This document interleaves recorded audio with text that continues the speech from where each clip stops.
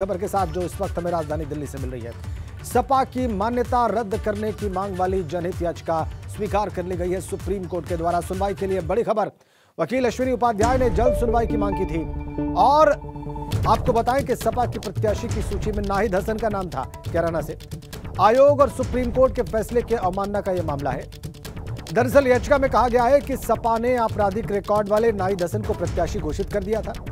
चुनाव आयोग के आदेश के मुताबिक उसके बारे में अपनी वेबसाइट, सोशल मीडिया, प्रिंट और टीवी मीडिया पर इसकी जानकारी नहीं दी। यह आयोग और सुप्रीम कोर्ट के दिए गए फैसले की अवमानना है, यह कहा गया था।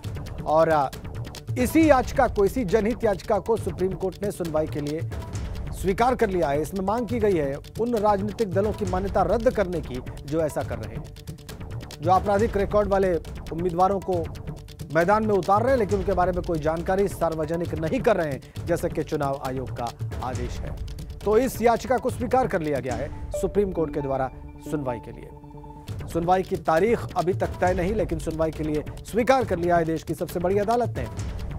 वकील अश्विनी उपाध्याय का कहना था कि चुनाव आयोग ने भी इस घटना का संज्ञान नहीं लिया, चुनाव आयोग ने भी कोई कार्रवाई नहीं की, इसीलिए वो सुप्रीम कोर्ट के पास गए। अविनाश तिवारी फोन लाइन पर है हमारे साथ दिल्ली से। अविनाश, और क्या जानकारी मिल रही है आपको इस बारे में?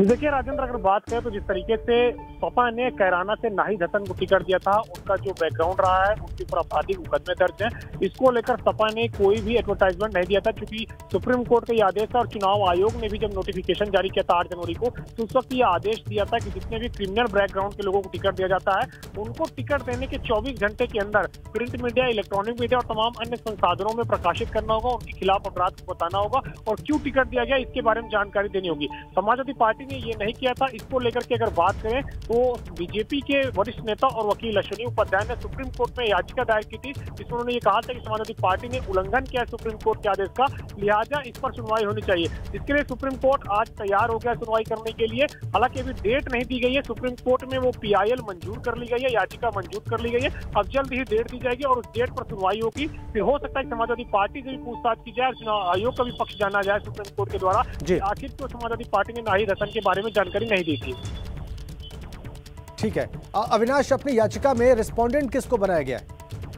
देखिए बात करते हैं रिस्पोंडेंट समाजवादी पार्टी और चुनाव आयोग दोनों को बनाया गया है। प्रत्यक्ष तौर पर समाजवादी पार्टी को बनाया गया है कि आखिर चुनाव का टिकट देने के बाद क्यों उनकी जानकारी छुपाई और क्यों इसके बारे में जानकारी नहीं दी। लिहाजा सुप्रीम कोर्ट में ये दायर किया गया है याचिका, जो उसमें ये मांग की गई है कि जो इस तरीके से सुप्रीम कोर्ट के आदेश का उल्लंघन समाजवादी पार्टी ने किया है, समाजवादी पार्टी की जो पार्टी की सिंबल है उसको निरस्त किया जाए और सख्त कार्रवाई की जाए। हालांकि समाजवादी पार्टी ने भी अपनी ओर से अभी तक कुछ नहीं कहा है, लेकिन सुप्रीम कोर्ट में सुनवाई होगी तो जाहिर तौर से समाजवादी पार्टी को पक्ष रखना होगा।